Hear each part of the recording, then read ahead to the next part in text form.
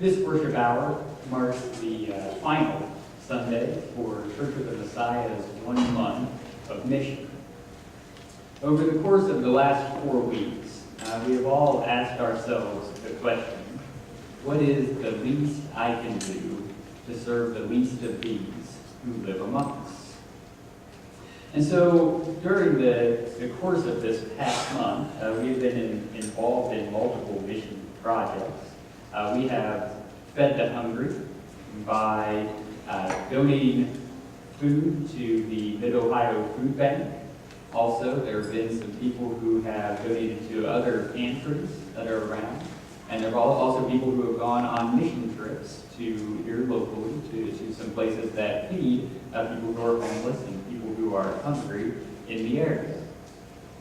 And one of the reasons that we feed people who are hungry is because the God who made all of us does not want to see any of us starve. When people lack food, Jesus says to those who follow him, you feed them. Everybody say together, you feed them. You feed them. Another thing that we've done over the course of this month is we've participated in some clothing ministries. One of the ways that we did this is people have donated new bras to the Supporting the Girls, which is a ministry that was started by a couple of teenage girls here at Church of the Messiah, and they came in and they spoke a couple weeks ago, and they talked about this ministry that they had started, how they learned the IRS rules back and forth because they were starting up this actual nonprofit organization. And so people have donated bras in order to be given to teenage girls in order to help them raise their self-esteem, and so that they won't have to feel self-conscious about themselves as teenage girls. And so some other ways that we've supported the clothing ministries are by bringing in coats for the New Life Coat Extravaganza. And the Coat Extravaganza for New Life is a ministry that's in Central Ohio, in Columbus, and they give away coats to people who are homeless. And people who are homeless during the winter months will layer their coats. So the more coats we can give away, the warmer we get to keep people. And so over the course of this month, there have been piles and piles of coats that keep showing up. Every time we move them, more show up. And so the coats now, if you keep in the sanctuary before you leave today, as long as you catch it before they remove them, there's a huge pile of coats. It's a small mountain. It stands about this high off the ground and stretches about 15 feet across at the front of the sanctuary downstairs that are coats that have been brought in over the course of this month. So some other ways people have participated in clothing ministries, or again, going on local mission trips to places that help to clothe people who cannot afford it. The God who loves us all does not want to see any of us have to go naked. For Jesus, when people were around who lacked clothes, he told the people who followed him, he said, you clothe them. Everybody say, you clothe them.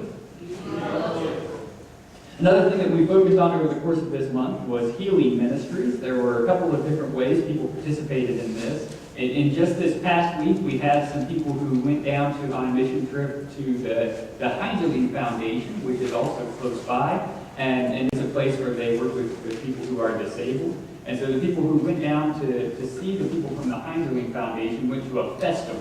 And so they were part of a festival for the people who are disabled. They helped them play games and do various things. And Pastor Jim said when he went down, he was in charge of the sand art. So you get the picture of Pastor Jim being in charge of the sand art down for that mission project on Thursday. And then also on this past Wednesday, we had a group of people who went down and went to the Charitable Pharmacy of Central Ohio, which is where my wife Mary Ellen works. And so she had a group of people from Messiah come down, and that's a place where they give away free medication to people who can't afford it. And so I think part of what the people who went down was they got to tour the facility, and then also while they were there, they were able to help sort the medications that come in by alphabetical order and by how big the doses were within that. And so even though they don't have any real medical training, they're able to participate in this ministry of healing by going down and being a part of this group. For Jesus, when there were people around who were sick, He said to those who followed him, "You healed them." That's right. So everybody say, "You healed them."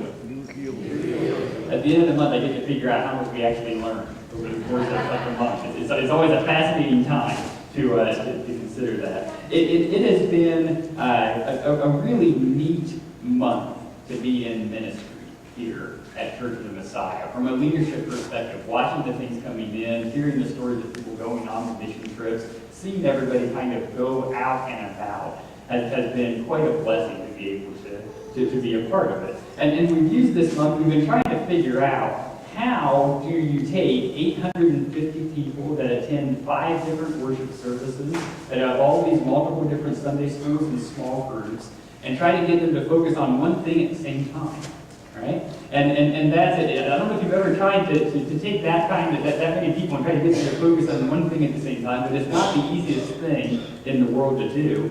But Pastor Jim and I sat down last week and we were talking about the month, and we were just reflecting back on the things that we've gotten to witness.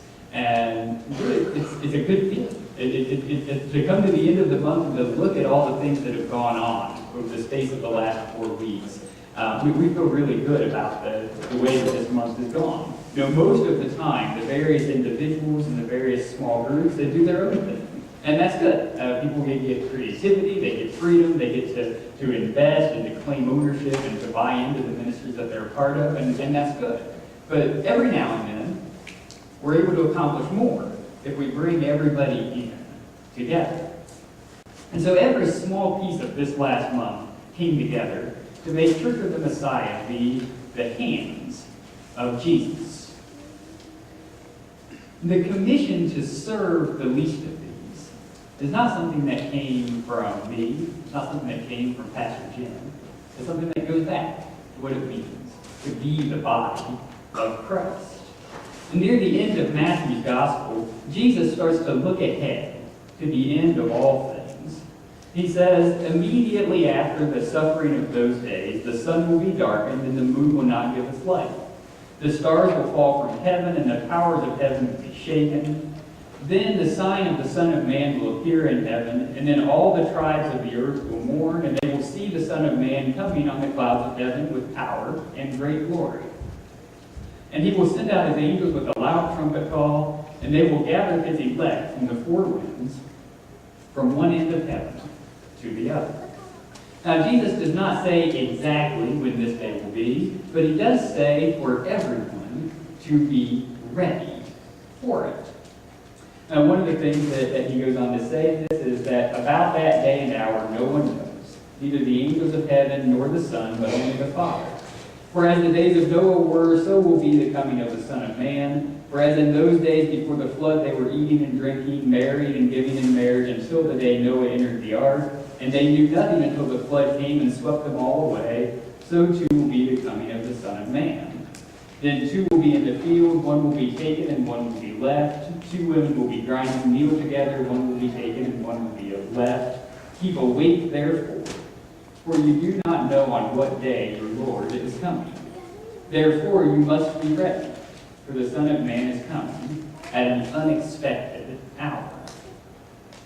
And Jesus says the way that you ready yourself, the way to prepare yourself for the end of your time here, is by living the life God calls you to live.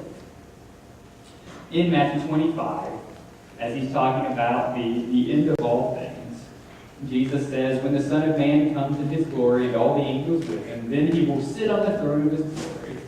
All the nations will be gathered before him, and he will separate people one from another, as a shepherd separates the sheep from the goats.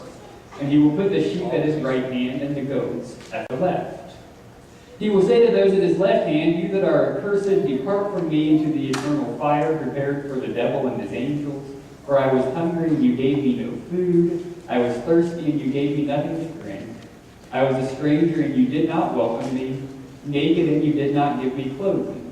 Sick and in prison, and you did not visit me. Then they also will answer, Lord, when was it that we saw you hungry or thirsty or a stranger or naked or sick or in prison and did not take care of you? Then he will answer them, truly I tell you, just as you did not do it to one of the least of these, you did not do it to me. and these will go away into eternal punishment, but the righteous into eternal life.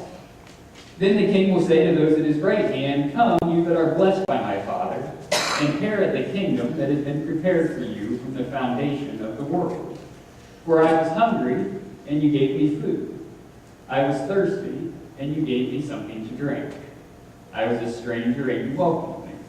I was naked, and you gave me clothing. I was sick, and you took care of me. I was in prison, and you visited me. Then the righteous will answer him, Lord, when was it that we saw you hungry and gave you food, or thirsty and gave you something to drink? And when was it that we saw you a stranger and welcomed you, or naked and gave you clothing? And when was it that we saw you sick or in prison and visited you?